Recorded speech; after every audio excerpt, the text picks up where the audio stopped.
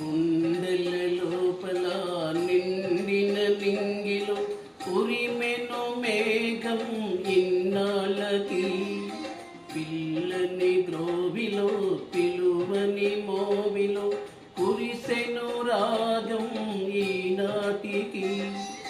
మట్టింటి రాయే మాణిక్యమైపోయి సంగీత రత్నాకరానా, స్వర సప్తకాలే కెరటాలు కాగా ఆ గంగ పొంగింది నోనా.